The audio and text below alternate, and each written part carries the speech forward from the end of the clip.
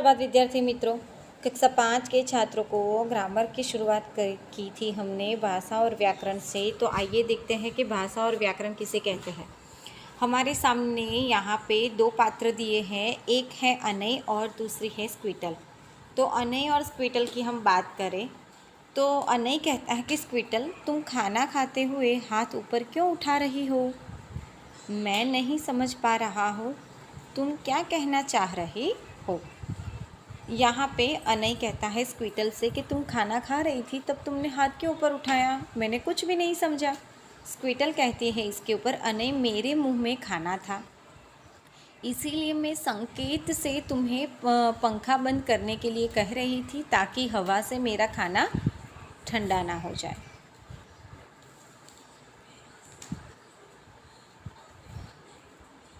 अनय कहते ओहो स्क्विटल,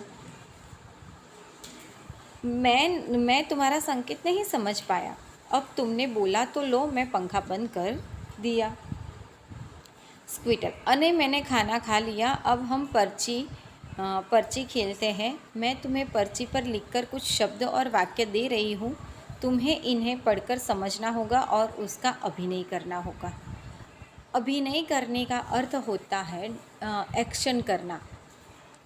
चिट्ठी में लिखा हो कि चलो किसी भी टॉपिक को लेकर आपको ये एक्टिंग करनी है, पर वहाँ पे आप बोल नहीं सकते, वैसा खेलने वाले थे वो लोग।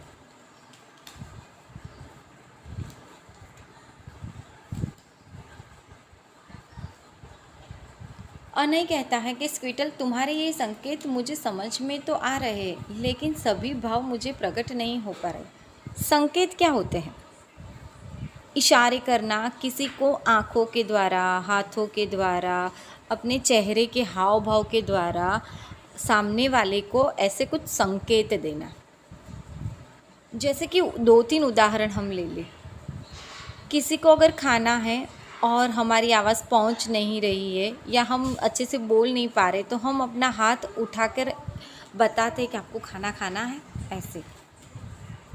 फिर बहुत सारे ऐसे हैं, जैसे कि साइलेंट क्लास है, कोई आवाज़ कर रहा है, टीचर को बोलना नहीं है, तो वो उस बच्चे के सामने देखकर कहेगी कि चलो खड़े हो जाओ, ऐसे उंगली हाथ दिखाकर। स्क्विटल, चलो अनय कोई बात नहीं, रहने दो, अगर तुम्हें संकेत समझ में नहीं आ रही तो। इसके आधार पर हमें यहाँ पे भाषा और व्याकरण दोनों को समझाया गया है। यहाँ स्क्विटल अनय को संकेतों से कुछ समझाना चाहती है, लेकिन अनय समझ नहीं पाता।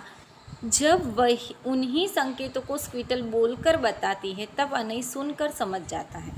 फिर स्क्विटल कुछ लिख कर देती है, अनय उसे पढ़कर समझ जाता है।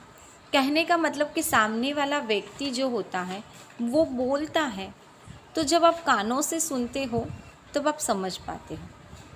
मैंने आपको कुछ लिख कर भेजा और उसी लिखावट को आपने जब पढ़ा तो आपने समझा। जैसे कि अभी मैं वीडियो बना रही हूँ, वीडियो में बोल रही हूँ, वीडियो में मैं आपको समझा रही हूँ, लेकिन साथ साथ में जब आप टेक्स्ट बुक लेकर बैठोगे और साथ में ये वीडियो सुनोगे तो आप अच्छे से समझ पाओगे। ठीक है।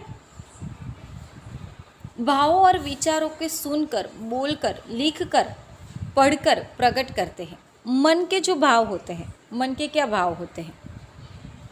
मन के भाव और हमारे दिमाग के विचार, उसे हम सुन सकते हैं, हम बोल सकते हैं, हम लिख सकते हैं, हम पढ़ भी सकते हैं।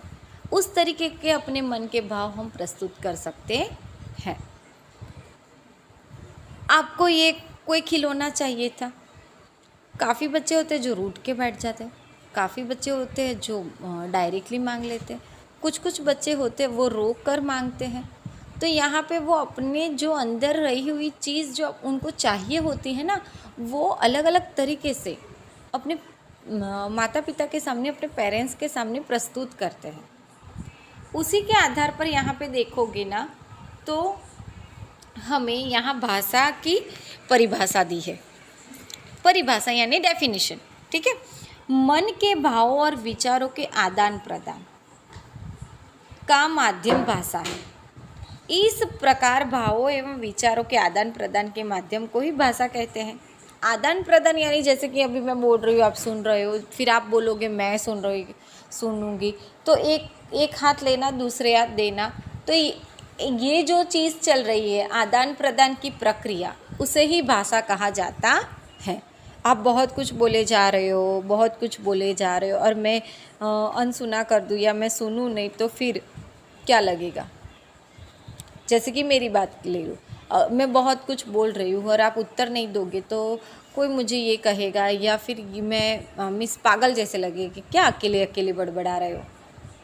तो भाषा का जब माध्यम शुरू होता है तो उसके अंदर आदान प्रदान की प्रक्रिया रहती है, उसे ही भाषा कहा जाता है। इसी के आधार पर यहाँ पे देखोगे प्रश्न 1 की भाषा किसे कहते हैं, तो यहाँ पे जो दिया है उसका डेफिनेशन, उसकी परिभाषा, वही आप यहाँ पे लिख सकते हो। और मैंने आपको ये होमवर्क भी दिया था। ये सारे चैप्टर मैंने आपको जूम क्लास पे अच्छे से पढ़ाए हैं। ये वीडियो के आधार पर, वीडियो के माध्यम से हम इसको रिवाइज कर रहे, रिवीजन कर रहे हैं।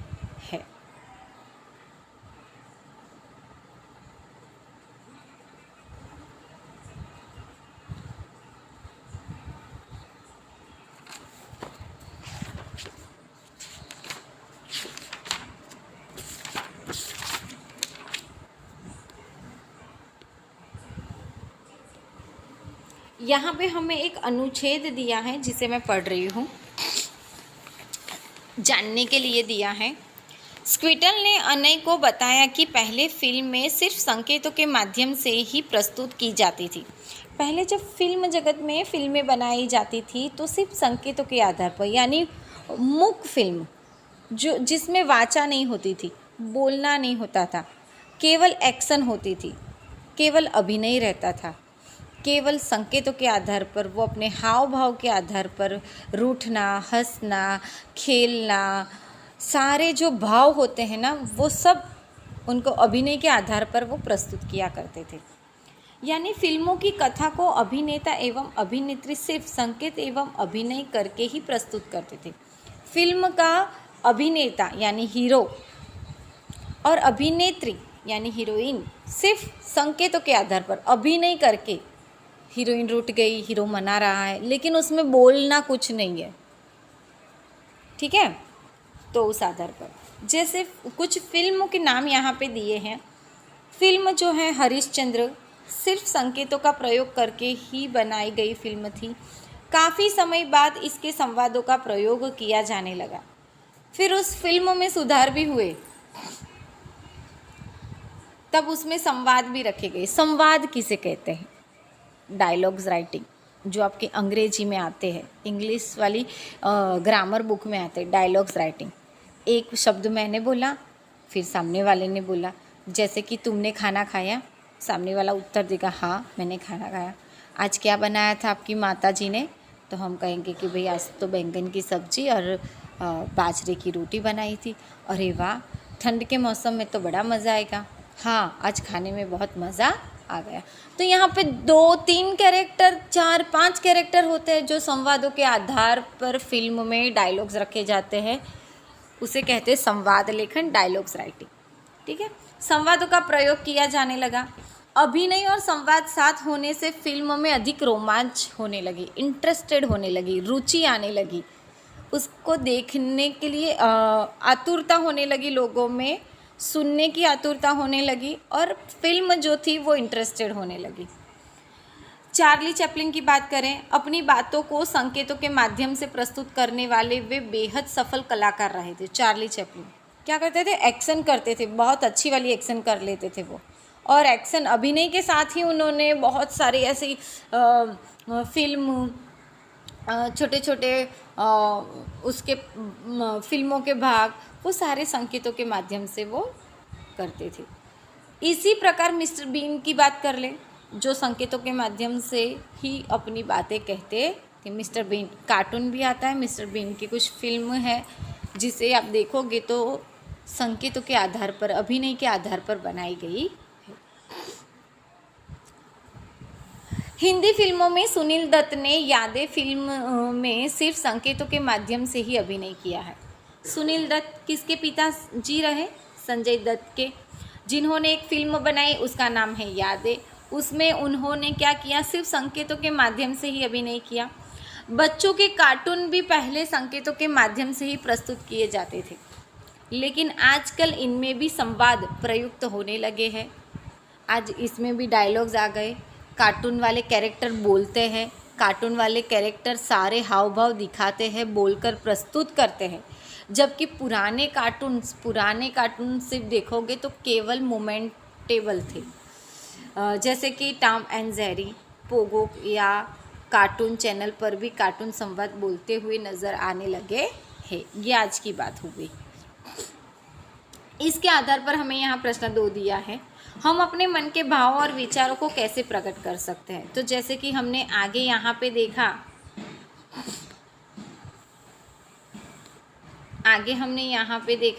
कि अपने मन के भाव और विचारों को हम आदान प्रदान के माध्यम से प्रस्तुत कर सकते हैं। तो आपको यहीं पे ये वाला ही वहाँ पे लिखना है। देखो प्रश्न 3 जो है, यहाँ पे आपको कुछ संकेत दिए हैं। जैसे चित्र को देखकर बताइए कि भाषा के कौन से रूप है। ये सारे क्वेश्चन आंसर मैंने उस वक्त लिखवा दिए थे। ये भी आपका होमवर्क रहेगा, प्रश्न 2 भी आपका होमवर्क रहेगा। देखो यहाँ पे आप देख सकते हो, पुस्तक का चित्र है, एक रेडियो है, उसके आधार पर आइए आगे देखें। स्क्विटल ने अपने भावों और विचारों को लिखकर, बोलकर अलग अलग प्रकार से प्रकट किया। इस आधार पर भाषा के 2 रूप होते हैं, एक होता है मौखिक रूप और दूसरा होता है लिखित रूप। मौखिक रूप उसे कहा जाता है जो मुख से बोलकर हम प्रस्तुत करते हैं, और लिखित रूप उसे कहा जाता है जिसे हम लिख कर प्रकट करते हैं। ठीक है, उसी के आधार पर उनकी परिभाषा दी है, डेफिनेशन दी है। बच्चा जब बोलना सीखता है और अपने घर परिवार में सबसे बातें करता है, तब यह भाषा का मौखिक रूप बन जाता है। बच्चे ने जन्म लिया, घर परिवार के सदस्य जो होते हैं वो उसको बोलना सिखाते हैं। बोलो बेटा, ब ब द दा दादा बा बा, तो ऐसे शब्दों से बच्चा बोलना सीख जाता है। लेकिन उसको लिपि समझ में नहीं आती। उसने बोलना तो उसके समय में ही सीख लिया था, यानी पहला उसका मौखिक रूप जो होता है ना, वो उसके परिवार से उसे मिलता है, घर परिवार से मिलता है। जब बच्चा लिखना पढ़ना सीखता है और अपनी बातों को लिखकर प्रस्तुत करता है, तब यह भाषा का लिखित रूप होता है। बच्चे के लिए भाषा का लिखित रूप कब बनता है? जब वो पाठशाला जाना शुरू करता है। वहाँ की उसकी फर्स्ट टीचर, उसकी अध्यापिका जो होती है, वो उसको उन सब्जेक्ट का, उस भाषा का उसको नॉलेज दिया जाता है। भले वर्णमाला से ही शुरुआत होती है सारी चीज़ों की, फिर चाहे वो अंग्रेजी हो, गुजराती हो या हिंदी हो, तो वर्णमाला के अंदर भी सारी चीज़ों के आधार पर ही उसका एक भाषा का बेसिक दिया है। वहाँ पे वो पढ़ना लिखना सीखता था। बोलना तो उसने घर परिवार से ही सीख लिया था, लेकिन वो जो बोल रहा है उसका लिखित रूप कब दे पाता? जब उसने उस भाषा को समझा, उस भाषा की वर्णमाला को पढ़ा, तब। जानने के लिए दिया है कि घर परिवार में बोले जाने वाली भाषा उसे मातृभाषा कहलाती है। भाषा का क्षेत्रीय रूप बोली होता है। भाषा क्षेत्र में बोली जाती है। जैसे हमारे गुजरात क्षेत्र की गुजरात राज्य की बात करें तो इसमें भी अलग अलग क्षेत्र में अलग अलग प्रकार की गुजराती भाषा को भी बोला जाता है। साबरकांठा में कुछ अलग प्रकार से बोला जाता है। तो आनंद नडियाद की बात करें, वहाँ पे कुछ शब्द अलग आते हैं। फिर हम सौराष्ट्र की बात करें, वहाँ पे अलग आते हैं। फिर उससे राजस्थान नहीं जा सकते, लेकिन हमारे गुजरात में भी बहुत सारे ऐसे क्षेत्र के रूप में भाषा का परिवर्तन देखने के लिए मिलता है। काफ़ी ऐसे शब्द जो है वो बदले जाते हैं, शब्द का समान अर्थ निकल जाता है। यहाँ महसाना जाओगे तो मैहोणी भाषा महसाणा, वहाँ के महसाना की लैंग्वेज, उनका लहका, उनके बोलने का टोन वो कुछ अलग रहता है। उसी तरीके से आप जाओगे यहाँ से राजकोट साइड, कच्छ, तो उनका भी एक अलग टोन रहता है। अहमदाबाद वाले लोगों का अलग रहता है, साबरकांठा वाले लोगों का अलग रहता है, आनंद बड़ौदा वालों का अलग रहता है, सूरत वापी वलसाड़ वालों का भी अलग रहता है। कहने का मतलब रहते हम गुजरात में हैं, लेकिन क्षेत्र के आधार पर, क्षेत्र यानी क्या, जहाँ जहाँ जगह बदलती जाती है, जहाँ जहाँ उनका इलाका होता है उसे कहा जाता है कि क्षेत्र। इसे बोलचाल में ही प्रयोग किया जाता है। इसमें प्रायः साहित्य रचना नहीं की जाती। इसे स्थानीय स्तर पर बोला जाता है। भारत में मैथिली, भारत देश की बात आई जहाँ पे मैथिली, राजस्थानी, कोंकणी आदि बोलियाँ बोली जाती है। यहाँ भाषा की बात करें, भारत में अनेक भाषाएं बोली जाती है, लेकिन स्वतंत्रता के बाद 14 सितंबर 1949 को संविधान में हिंदी को राजभाषा का दर्जा दिया गया। सभी सरकारी कामकाज राजभाषा में ही होते हैं। पूरे भारत में हिंदी भाषा सबसे अधिक बोली जाती है। पूरे विश्व में अंग्रेजी भाषा सबसे अधिक बोली जाती है, इसीलिए इसको अंतर्राष्ट्रीय भाषा का दर्जा दिया गया। यानी कहने का मतलब ये नेशनल, ये इंटरनेशनल लेवल पे भाषाएं बोली गई।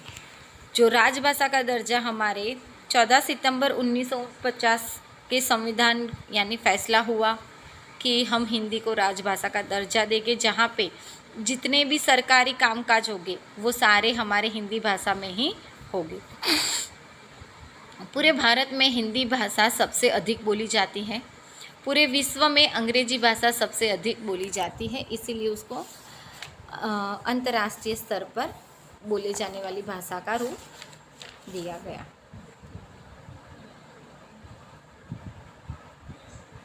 यहाँ इसके आधार पर प्रश्न 4 जो है वो भी मैंने आपको बोला था कि होमवर्क में करना है आपको। फिर आगे देखते हैं कि स्क्विटल ने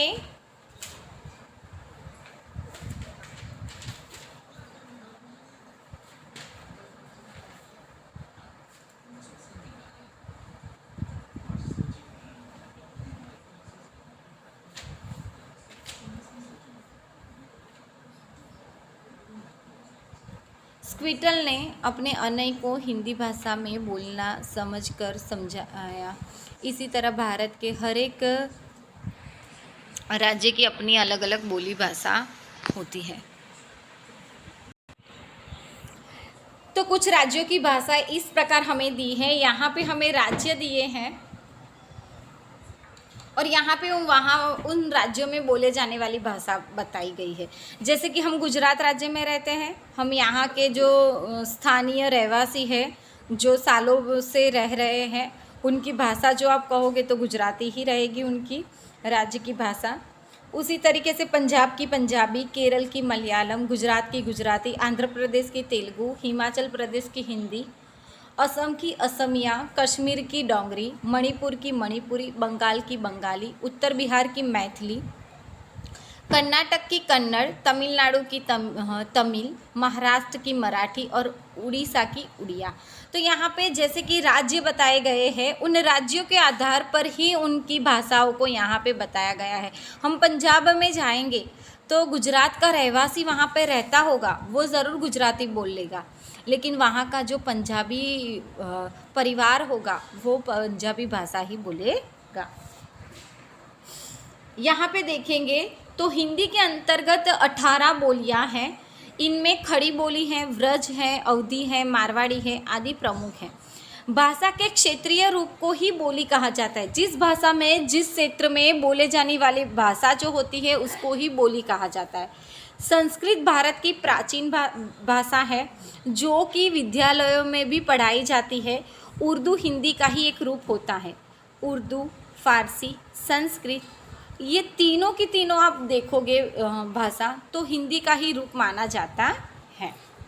प्रश्न 5 को आप देखोगे तो यहाँ पे कुछ राज्यों के सामने उसकी भाषाओं के नाम लिखने हैं। जैसे कि कर्नाटक है तो कन्नड़, आंध्र प्रदेश है तो तेलुगु, उत्तरी बिहारी है तो मैथिली, हिमाचल प्रदेश तो हिंदी और पश्चिम बंगाल तो वहाँ पर जो बोले जाने वाली भाषा है पश्चिम बंगाल।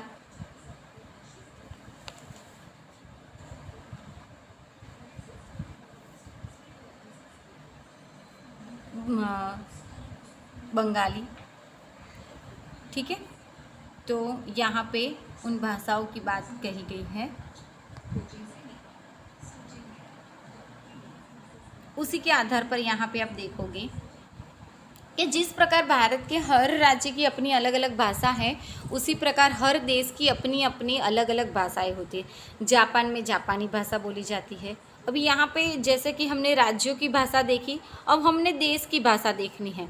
तो रूस में रूसी भाषा बोली जाती है, चीन में चीनी, इंग्लैंड में अंग्रेजी, फ्रांस में फ्रांसीसी। स्क्विटल ने अपने बातें जिन चिन्हों में लिख कर दी वह लिपि कहलाती है। जैसे कि मैंने यहाँ पे लिखा म, ह और ल, तो ये जो मैंने लिखा वो लिपि कही गई। ये लिपि जो है वो किसकी लिपि है?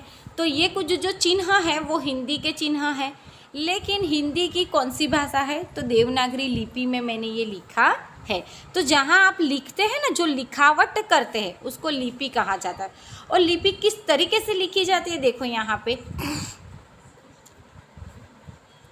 भारत और विश्व की जितनी भाषाएं हैं उन सभी अपनी अलग अलग लिपि है।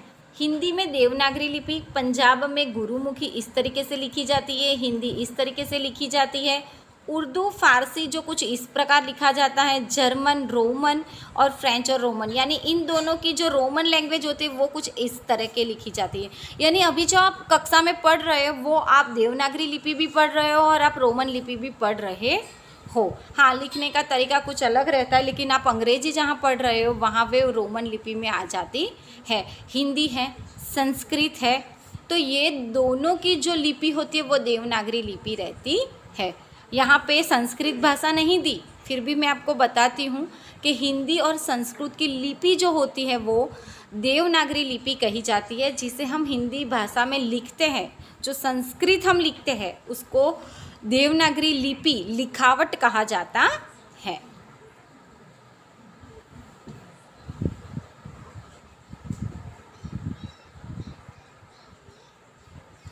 प्रश्न 6 आया, भाषाओं के सामने उनकी लिपि के नाम लिखे। हिंदी तो देवनागरी, उर्दू तो फारसी, जर्मन तो रोमन और संस्कृत तो देवनागरी। देखो क्वेश्चन आया कि नहीं। अब मैंने आपको ना बताया होगा तो कैसे पता चलता आप लोगों को। तो यहाँ संस्कृत में भी आपको लिखना है देवनागरी, देवनागरी लिपि। ठीक है, ये सारी चीज़ें मैंने समझा दी है। रिवाइज कर रहे चैप्टर, उसके अंदर आपको और अच्छे से समझना है। भाषा को सही रूप में बोलने, भाषा का जो सही रूप होता है उसको जब हम बोलते हैं, हमारे बोलने के अंदर हमारे शब्दों की जो स्पष्टता होती है, फिर जब उन बोले हुए शब्दों को हम उसका लिखित रूप देते हैं, उसे लिखते हैं, और उसे लिखने के बाद उन्हीं शब्दों को जब हम पढ़ते हैं के लिए कुछ नियम बनाए गए। इन नियमों को व्याकरण कहा जाता है। व्याकरण द्वारा ही हम भाषा को सही रूप दे पाते हैं। रक्षिता बाजार जा रहा है, तो रक्षिता जो लड़की का नाम है वहाँ पे जा रहा है वो गलत हो जाएगा। इसीलिए मोहन गाड़ी चला रही है, तो मोहन लड़का है, रही नहीं आएगा वहाँ पे। तो दोनों वाक्य कैसे हो गए भाई? गलत हो गए। तो इसका सही रूप क्या होगा? तो सही रूप जो है वो कुछ इस प्रकार होगा। व्याकरण की दृष्टि से ये दोनों वाक्य गलत है, क्योंकि इनमें लिंग संबंधित अशुद्धियाँ हैं। जैसे रक्षिता शब्द में स्त्रीलिंग का पता चल रहा है, फिर भी उसके लिए पुल्लिंग रहा का प्रयोग किया गया है। इसी प्रकार मोहन शब्द से पुल्लिंग का पता चल रहा है, फिर भी उसके लिए स्त्रीलिंग रही शब्द का प्रयोग किया जा रहा है। इसी प्रकार व्याकरण में वर्तनी को भी ठीक रखना आवश्यक होता है, अर्थात शब्दों पर मात्राएं ठीक लगी हो और वर्ण ठीक क्रम में लिखे गए हो। जैसे कि गलत वर्तनी शीतल और सही वर्तनी शीतल। मेरे को घर जाना है, मुझे घर जाना है, तो यहाँ वर्तनी शब्द ही गलत लिखा है तो उसका उच्चारण गलत हो जाएगा। यहाँ दोनों सही रूप दिए गए हैं तो वो सही तरीके से लिखे जाएंगे। उसी प्रकार व्याकरण किसे कहते हैं? तो व्याकरण उसे कहा जाता है जो हमें यहाँ आगे बताया कि भाषा के सही रूप में बोलने, लिखने और पढ़ने के लिए कुछ नियम बनाए गए। इन नियमों को व्याकरण कहते हैं, जो हमने आगे यहाँ पे देखा, ये रहा। ये तो ये वाला उत्तर आपको पीछे के पेज में लिख देना है। प्रश्न 8 जो है, प्रश्न 8 में लिखना है शब्दों और वाक्यों को सही वर्तनी लिखिए। जीवन लिखना है, जीवन, ठीक है। कार्य, वर्तनी सुधारनी है। व्याकरण,